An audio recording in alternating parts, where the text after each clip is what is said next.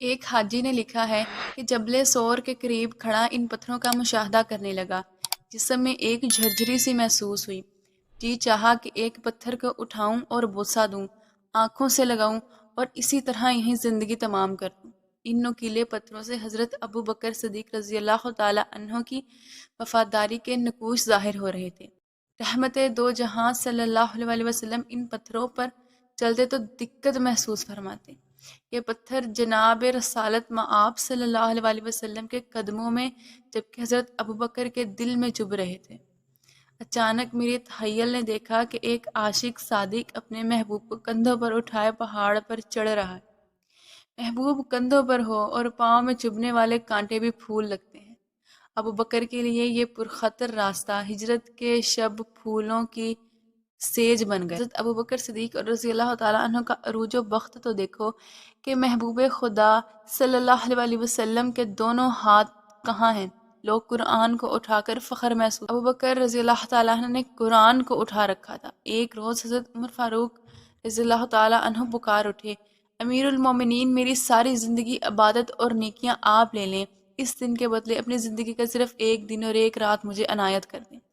جس دن سرکار دو عالم صلی اللہ علیہ وسلم کا وصال ہوا تھا، آپ صلی اللہ علیہ وسلم میرے ایمان کو پختگی اور تازگی عطا فرمائے۔ وہ رات جو آپ رضی اللہ تعالیٰ عنہ نے غار سور میں آقا و مولا صلی اللہ علیہ وسلم کے ساتھ گزاری تھی، غار سور کی تنہائی میں سر محبوب خدا صلی اللہ علیہ وسلم کا تھا اور وہ گود حضرت ابو بکر صدیق رضی اللہ تعالیٰ عنہ کی تھی۔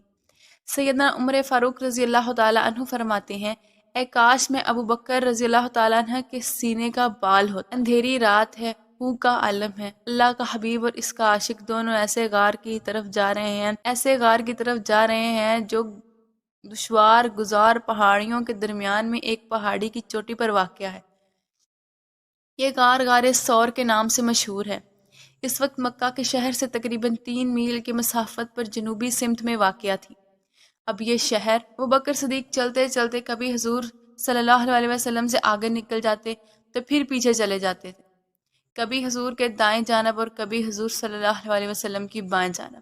حضور صلی اللہ علیہ وسلم نے پوچھا، اے ابو بکر، یہ کیا ماجرا ہے؟ عرض کی، یا رسول اللہ صلی اللہ علیہ وسلم، کبھی خیال آتا ہے کہ مبادت دشمن پیچھے سے تعاقب میں آ رہے ہیں تو پیچھے چلا جاتا ہوں، پھر خیال آتا ہے کہ لوگ آگے کسی کمین گاہ میں نہ بیٹھے ہوں تو بھاگ کر آگے چلا جاتا ہوں، کبھی دائیں اور کبھی بائیں چلا جاتا ہوں تاکہ آگے پیچھے دائیں بائیں سے حملہ کرنے کی کوشش کریں تو سب سے پہلے میں آپ کا غلام آپ کی نگہبانی کر سکوں، تاکہ حضور صلی اللہ علیہ وسلم کو کوئی تکلیف نہ پہنچے۔ جہاں راستہ بہت کٹھن ہوتا ہے، حضرت ابو بکر صدیق رسول اللہ صلی اللہ علیہ وسلم کو کندھوں پر اٹھا لیتے۔ چلتے چلتے جب غار کے دہانے تک پہنچ گئے تو حضرت ابو بکر صدیق رضی اللہ تعالی عنہ نے گزارش کی، میں اس خدا کا واسطہ دے کر جس نے آپ کو حق کے ساتھ مبعوث فرمایا، عرض کرتا ہوں کہ آپ غار میں تشریف نہ لے جائیے، پہلے میں داخل ہوں گا۔ اگر وہاں کوئی موذی چیز ہو تو پہلے وہ مجھے اذیت پہنچائے۔ اگر آپ اندر تشریف لے گئے، تاریک رات ہے، پھر غار کا اندھیرا ہے، کچھ دکھائی نہیں دے رہا، پہلے جھاڑو دی، پھر غار کے چپا چپا کو ہاتھ سے ٹٹولا، جہاں کوئی سوراخ معلوم ہوا تو اپنی چادر پھاڑ کر اسے بند کیا۔ چادر ختم ہو گئی لیکن سوراخ پھر بھی باقی رہ گیا۔ دل میں سوچا، اگر اپنی ایڑی رکھ کر بند کر لوں گا۔ اس طرح مطمئن ہونے کے بعد عرض کیا، آقا تشریف لے کر آئے، خود اس سوراخ پر ایڑی رکھ کر بیٹھ گئے۔ محبوب کائنات اپنا سر مبارک آپ رضی اللہ تعالی عنہ کی گود میں رکھا اور راحت فرما تو لال اندر داخل ہو گئے ہیں۔ محمد صلی اللہ علیہ وسلم کو آرام کی ضرورت ہے، اس لیے ابو بکر صدیق رضی اللہ تعالی عنہ ٹیک لگا کر لیٹ گئے اور تھوڑی سی دیر میں آپ صلی اللہ علیہ وسلم پر نیند طاری ہو گئی۔ اتنی ثنا میں ابو بکر صدیق رضی اللہ تعالیٰ عنہ کی نگاہ سامنے سوراخ پر جا پڑی جو ابھی تک کھلا ہوا تھا۔ آپ نے اسے اپنے پاؤں کا انگوٹھا جما دیا تاکہ کوئی موذی جانور محمد صلی اللہ علیہ وسلم کو اذیت نہ پہنچا دے، لیکن اس سوراخ میں رہنے والا سانپ اپنی فطرت سے مجبور تھا، کاٹنا اور ڈسنا اس کا کام تھا۔ اس نے ابو بکر صدیق رضی اللہ تعالی عنہ کے انگوٹھے کو ڈس لیا۔ اگرچہ سخت تکلیف محسوس ہو رہی تھی لیکن ابو بکر صدیق کو ذرا سی بھی پرواہ نہ تھی۔ حضور صلی اللہ علیہ وسلم نیند میں خلل پڑے، اس کرب و اذیت میں کچھ وقت گزر گیا اور اب محمد صلی اللہ علیہ وسلم بیدار ہو چکے۔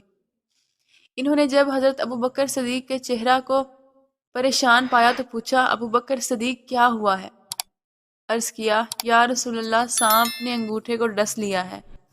محمد صلی اللہ علیہ وسلم نے اپنا مبارک لعاب اس جگہ پر لگا دیا۔ اس سے بڑھ کر کیا کثیر ترین مرہم کا تصور بھی نہیں کیا جا سکتا۔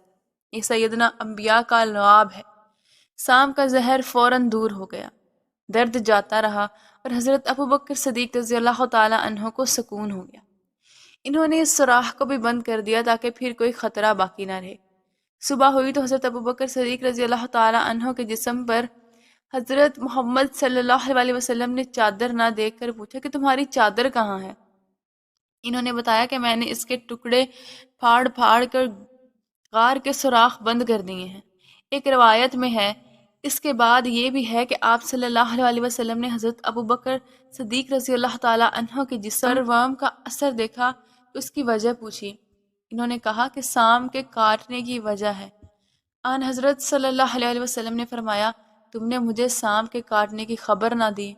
اس پر حضرت ابوبکر صدیق رضی اللہ تعالیٰ عنہ نے عرض کیا، میں نے آپ صلی اللہ علیہ وسلم کو جگانا مناسب۔ آن حضرت صلی اللہ علیہ وسلم نے فوراً اس جگہ اپنا ہاتھ پھیرا، جس سے اسی وقت سانپ کا ڈسا ہوا ٹھیک ہو۔ جب حضرت ابوبکر صدیق نے آن حضرت صلی اللہ علیہ وسلم کو سانپ کے کاٹنے کی خبر دی تو آپ صلی اللہ علیہ وسلم نے ہاتھ اٹھا کر دعا فرمائی، اے اللہ، ابوبکر کو جنت میں میرے درجہ میں میرا ساتھی بنا دے۔ اس وقت اللہ تعالیٰ نے وحی کے ذریعے آپ صلی اللہ علیہ وسلم کو خبر دی کہ آپ کی دعا قبول کر لی گئی۔ جب حضرت ابوبکر صدیق رضی اللہ تعالی عنہ آپ سے مل جانے کے لیے آپ صلی اللہ علیہ وسلم کے پیچھے روانہ ہوئے تو آن حضرت صلی اللہ علیہ وسلم نے ان کو پیچھے آتے دیکھ کر یہ سمجھا کہ مشرکوں میں سے کوئی شخص تعاقب میں آ رہا ہے۔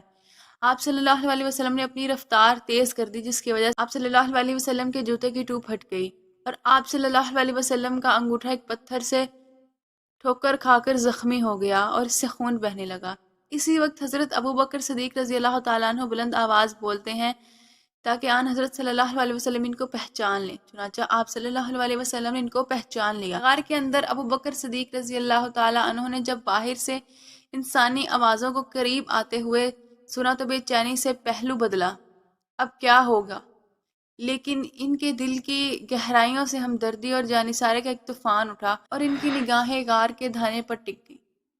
محمد صلی اللہ علیہ وسلم نہایت سکون سے نماز پڑھ رہے تھے اور حضرت ابوبکر رضی اللہ تعالیٰ عنہ سوچ رہے تھے، کاش میں انہیں اپنے دامن میں چھپا لوں۔ آوازیں لختہ بلختہ قریب سے قریب تر ہوتی جا رہی تھی۔